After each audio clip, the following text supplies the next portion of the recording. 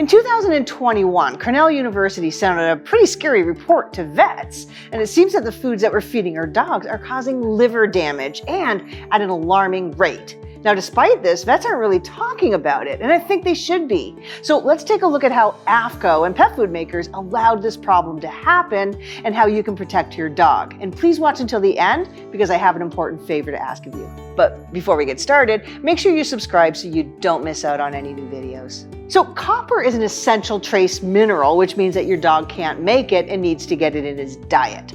Copper is involved in activating enzymes that pretty much run every metabolic function in your dog's body, plus it helps build red blood cells and grows healthy connective tissue, skin, and coats. Now, copper deficiency, or not enough copper, can happen in dogs, but it's really rare. When your dog gets too much copper, which is called copper toxicity, the excess copper accumulates in the liver and it causes inflammation and damage, and that scars the liver, and over time it causes liver failure and even death. Now, the problem with this kind of liver inflammation is most dog owners have no idea it's happening because dogs don't show symptoms until the damage is really advanced. The only real early sign that you might see is changes in your dog's ALT levels when you get blood work done. And then as the liver damage progresses, you might see abdominal swelling, diarrhea, loss of appetite, jaundice, increased thirst, and vomiting.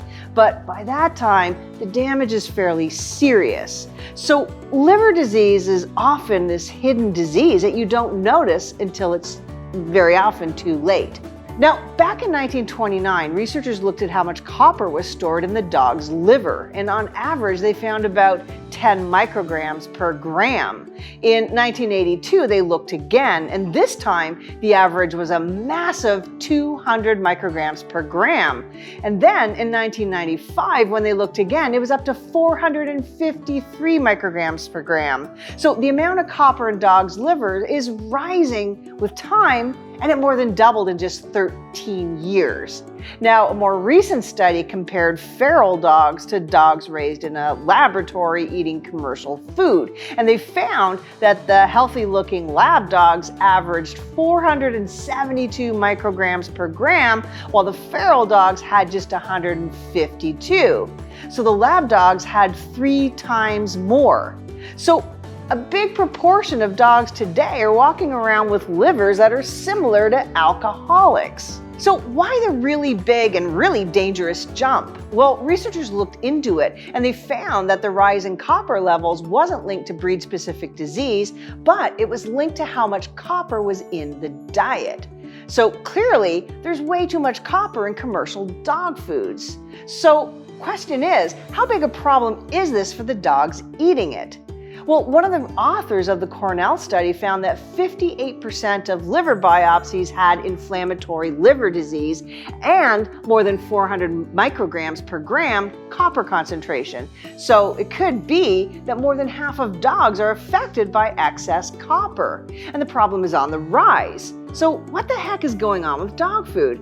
Wouldn't you think that AAFCO would protect dogs from the foods that they're eating?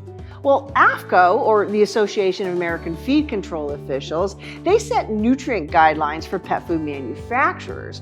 Now, in most cases, AAFCO nutritional requirements are minimum amounts because, presumably, pet food makers are only interested in making sure pets get the minimum amount of nutrients they need to survive without obvious signs of disease, but that's just my opinion.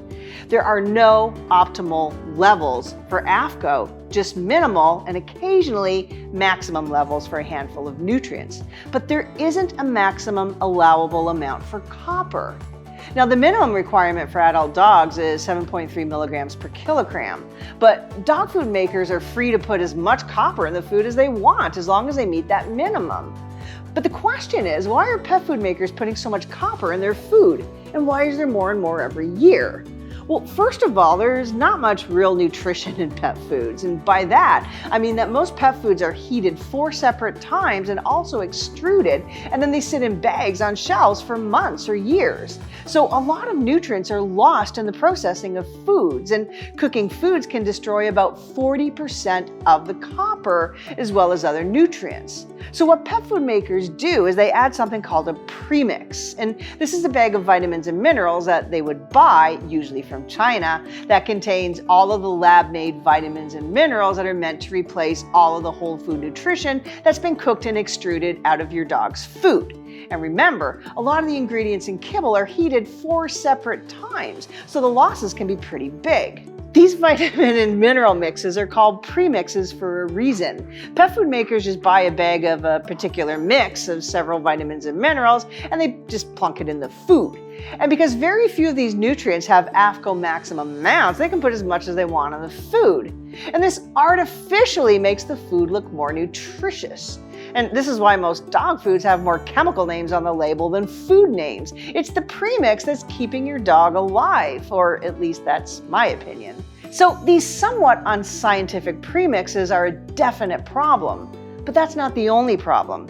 Now, about 15 years ago, most premixes had an inorganic form of copper in them called copper oxide. Now, AAFCO worried about this because copper oxide has terrible bioavailability in dogs. So even though there were no reports of copper deficiency in dogs, and even though the amounts of copper were already rising in dogs' livers, AAFCO decided to recommend a much more bioavailable form of copper be used, like copper sulfate. And they did this without any peer-reviewed studies or reevaluating the minimum requirement. Now, since then, a lot of premium foods have used even more bioavailable organic forms of copper, like copper chelate. So the result is every year there's more and more copper in dogs' livers. But wait, there's more. A lot of dog foods today are adding foods that are innately rich in copper, and this is certainly not making things better. The worst offender is liver, but copper is also naturally rich in fish and seafood, chickpeas, and sweet potatoes. And a lot of grain-free foods use chickpeas and sweet potatoes as a source of starch, plus premix. So if you're feeding your dog a commercial food, what do? Well, the first thing is ask your manufacturer for a nutritional analysis that shows the amount of copper in their food.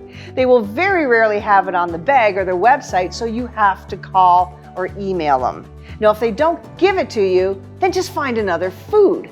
And keep calling until you find a food that will tell you the amount of copper, and make sure the copper isn't too much higher than AAFCO's recommended minimum, which is 7.3 milligrams per kilogram for adult dogs and 12.4 for puppies.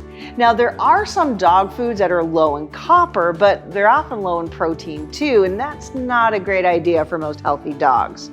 So here's the favor I have. I would love it if we can help other dog owners with this. So when you call up your dog food manufacturer and ask for the copper content in the food, please let us know in the comments below, or drop us an email at info@dogsnaturallymagazine.com. We will compile a list of companies who are transparent and frankly caring about the amount of copper in their food, so you can feel safe about the foods that you feed your dog. Consumers are the only people who can change the pet food industry, so we're counting on you to help us build this list, and we'll get it to as many dog owners as possible. Now, you can also leave questions in the comments, of course, because I love to hear from you. And please, please share this video with as many of your dog-loving friends as possible so we can build this list and help dogs everywhere. Thanks for watching.